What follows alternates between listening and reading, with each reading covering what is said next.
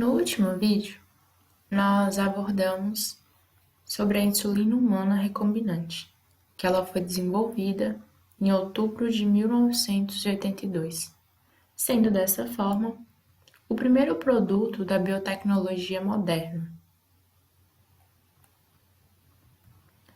Desde este sucesso inicial, a aplicação da biotecnologia à medicina humana continua a crescer a um ritmo alucinante. Foram muitos os avanços e muitas as conquistas após esse marco inicial conseguido em 1982. A partir de agora, nosso curso vai desenvolver o assunto biotecnologia e informática e como a informática auxiliou a biotecnologia. Na bioinformática, o termo utilizado com a junção dos dois substantivos, cada equipe de pesquisadores leva anos para estudar e conhecer um pedacinho dos quebra-cabeças que é o código genético.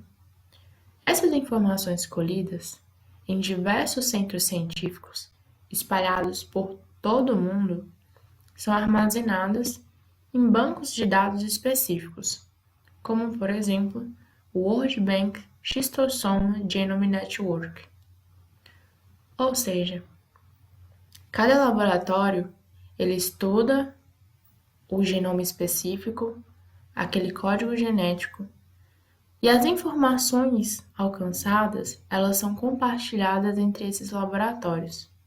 Dessa forma, nós temos uma rede internacional que compartilha sequências decifradas de genes do parasita causador da esquistossomose, que é o exemplo, deste banco de armazenamento específico.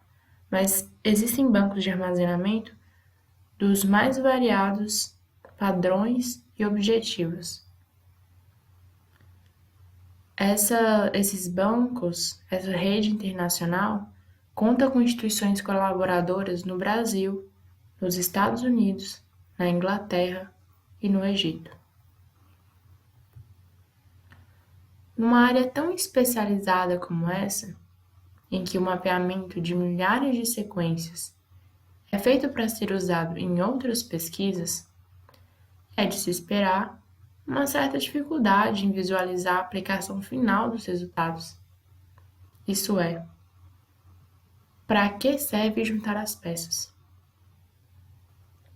Então, com tantos avanços e tantas descobertas nos mais diferentes laboratórios, inicialmente, esses pesquisadores eles não percebem, não conseguem notar com tanta nitidez aquele avanço, mas que somado e compartilhado nesse banco é que consegue o resultado final e que se juntam as peças. De maneira geral, a biotecnologia é associada aos polêmicos transgênicos, alimentos e plantas que têm características modificadas pelo chamado melhoramento genético, seja pela cor, pelo tamanho, seja pelo cheiro, o gosto mais acentuado de um jeito ou de um outro, ou para usar alguma característica em algum outro alimento ou em alguma outra planta.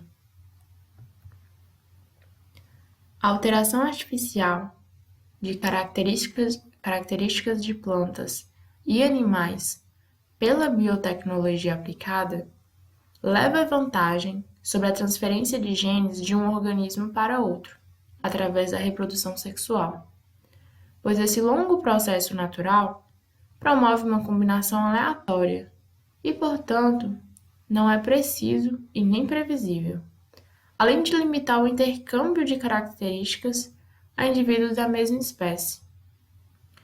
Por meio da alteração artificial e da biotecnologia, é possível prever a combinação e você alcançar o objetivo com as características que você deseja, tornando assim muito melhores à seleção, diferente de quando ocorre a reprodução sexual, o processo natural da natureza.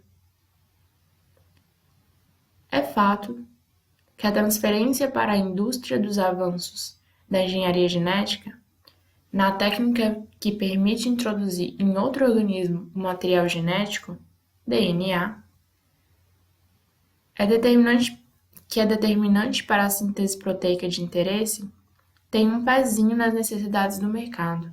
Então, geralmente, parte, da biotecnologia, dos avanços dessa e das alterações propostas, tem algum quê de economia, algum quê de como vai alavancar algum setor do mercado ou toda a economia desse país.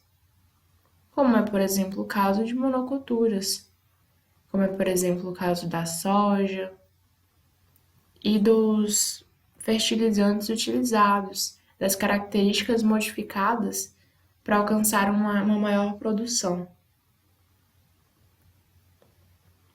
Na lista de produtos potencialmente comercializáveis figuram a insulina, os hormônios de crescimento, as plantas resistentes a insetos, a saber, milho, algodão, batata, a soja geneticamente modificada, ou então as plantas resistentes tolerantes a herbicidas, por exemplo, o milho, o eucalipto, a soja, a cana-de-açúcar, ou talvez, ou ainda, resistentes a vírus, mamão e batata, ou uma alteração de coloração, de fragrância, de durabilidade das flores, da produção de bactérias para biodegradação de vazamentos de óleos e lixo tóxico.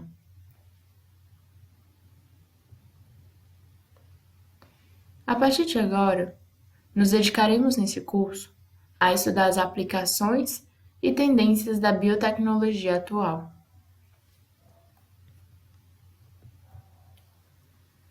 Mas a biotecnologia, ela serve apenas para produzir transgênicos? De olho nessas oportunidades comerciais, de olho na economia, ela serve apenas para modificar os alimentos e para fazerem eles durar mais? A resposta é não. A biotecnologia, ela pode ter ampla aplicação na área da saúde, como por exemplo a terapia gênica, que possibilita, por meio da manipulação dos genes, corrigir algumas doenças hereditárias. A clonagem, que obtém indivíduos geneticamente idênticos, vislumbra no futuro o fim das filas de espera por doadores a partir da produção em série de órgãos para transplante. Dessa forma, em vez da pessoa esperar na fila por um órgão compatível e por um doador compatível, por meio da clonagem, seria possível facilitar e adiantar todo esse processo. Segundo a opinião do professor da pós-graduação em Ciências Genômicas e Biotecnologia da Universidade Católica de Brasília, no estudo dos parasitas humanos, o professor Augusto Melo Simões Barbosa diz o seguinte: a bioinformática irá permitir o descobrimento de novos genes e a melhor compreensão de sua fisiologia, bem como a possibilidade de novos alvos para as drogas e vacinas. Permitirá também entender a sua evolução e sua relação filogenética com outros organismos, e ainda gerar ferramentas para a detecção molecular do parasita, com aplicação em diagnóstico e epidemiologia. Dessa forma, a bioinformática, a associação, então, da informática à biotecnologia, permite um avanço maior na descoberta e na decodificação do código genético e dos novos genes, aumentando a facilidade e a demanda de doenças que vão ser curadas e de possibilidade de drogas e vacinas. Permite também entender como há a evolução dentro de outros organismos e poder usar ferramentas mais potentes para poder detectar os parasitas e poder utilizar uma ferramenta de combate.